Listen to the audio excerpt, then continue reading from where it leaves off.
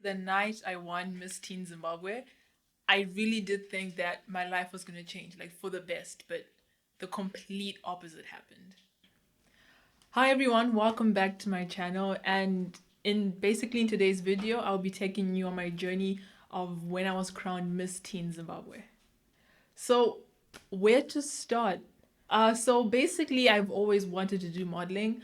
I was always being told by my family when we watched Miss Universe, one of those, Lisa, this is gonna be you. And so from the age of 16, I did my first pageant. I won that one. So I was like, this is going the right track. I was getting my mental life biography ready.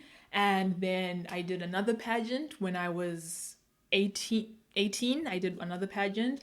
It was the Miss Harare Junior.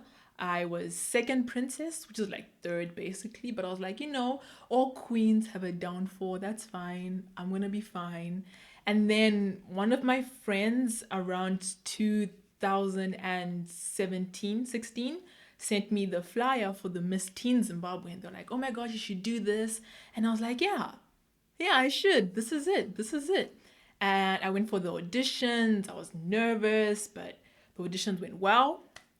Like a week later, I was in this WhatsApp group that like, oh, you made it, the top, I think what, 15 or so. And I was like, this is, it's happening, it's happening. So yeah, for the next 2-3 weeks, it was all like training and learning how to walk, etc. And then about the weekend before the actual pageant happened, we had our camp. And the camp was where we got our speeches ready. But yeah, then time came for crowning, and it's really true that you feel so nervous, like in your stomach. And they called out the most photogenic. It wasn't me. I was like, it's fine, even though I know I'm pretty, I'm photogenic, but it's okay. And they did the most perseverance or something like that, talent, the second princess, the first princess.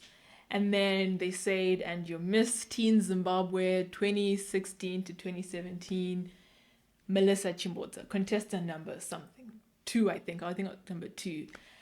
And I did the stereotypical, I practiced this, oh my God, thank you. And I thought really everything is going to be going so well from here on. The complete opposite happened.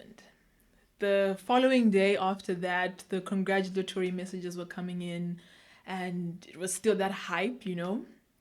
But then I started getting messages from the organizers like, oh, you have a like a newspaper interview to go to. And I was like, oh, look at me, popular. I got my form already. I went to the meeting place and I waited there, and I stood there for like an hour. Then the interview newspaper guy never showed up.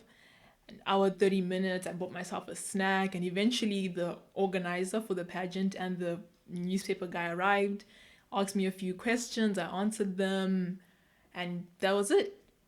The article never came out. So I don't know who that guy was. I don't know who was asking me questions. The article never came. And mind you, I haven't received my crown. I haven't received any other prize. The only thing I got was my sash, which my sister made, and a handbag, which probably cost them peanuts compared to what the whole thing cost. But yeah, so basically, the main prize for this pageant was that the winner would go to Miss Intercontinental in the US. So that was like the big thing, to go on the big stage. That was a whole roller coaster. So now the time has come for the preparations to go to the US, and I'm really excited. Still no crown. I'm being told it's in South Africa, it's on its way. I'm like, it's okay, I'll wait. I go to the organizer's apartment. I get my picture taken for the visa interview at the US embassy. I go for the embassy to the interview. I was the only person at the embassy wearing a sash. I looked very silly, but I thought it was, for the interview, for them to believe me. I go for the interview, few questions. Basically, I get the visa to go to the US. The organizers, starting from then, started to just ignore my emails, ignore my calls, ignore my messages. Everyone went silent. My family had already paid half the money for this trip. There was no flight tickets organized. There was no hotel accommodation. There was no pageant registration. Nothing had been organized. And I was still waiting. And in one ear, I had the organizer saying, oh no, it's working out. The Ministry of Tourism is going to pay the flights. Ministry of Tourism has no idea who I am. I have my father in my ear saying, where did all my money go? And I can't tell him Ministry of Tourism because that means nothing to him. And nothing happened. My passport has a visa that has never been used. I have no crown to show I was ever Miss Teen Zimbabwe. I have interviews that went nowhere. Everyone is always asking me, how was my experience as Miss Teen Zimbabwe?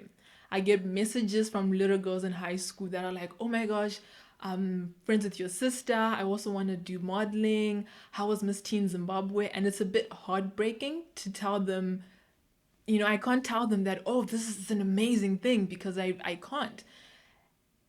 Anyway, I left the whole thing behind me and I moved to Switzerland for university. And then 1 year later, an entire year later, I get a message on Messenger. One of the organizers, hey Melissa, message me on this number on WhatsApp, we need to talk. And so I'm thinking, okay, I'm getting my crown, some money compensation, maybe even an apology. And so I messaged them on WhatsApp, hey, got your message, how can I help you? The organizers had the audacity to ask me to record a video basically addressing the new Miss Teen Zimbabwe, telling them how this is going to be an enlightening journey for her, how she should enjoy this experience as it opens doors for her future. And honestly, I couldn't do it. And so this is my video, addressing the next Miss Teen Zimbabwe. Enter with caution. The whole experience for me was meant to be of joy. It was on one of my most top to-do lists, to be Miss Zimbabwe, Miss Teen Zimbabwe, and I did it. But unfortunately, it wasn't all what it was kept to be. And it's not just my experience.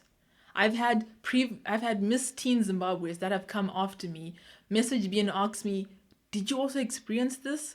Because they went through the exact same thing. Basically, I was Miss Teen Zimbabwe and it's not a fairy tale as everyone else would think. And so if you ever want to do any modeling, go for it, but I would advise with caution. But if you can, enjoy the experience and hopefully you can enjoy it on my behalf.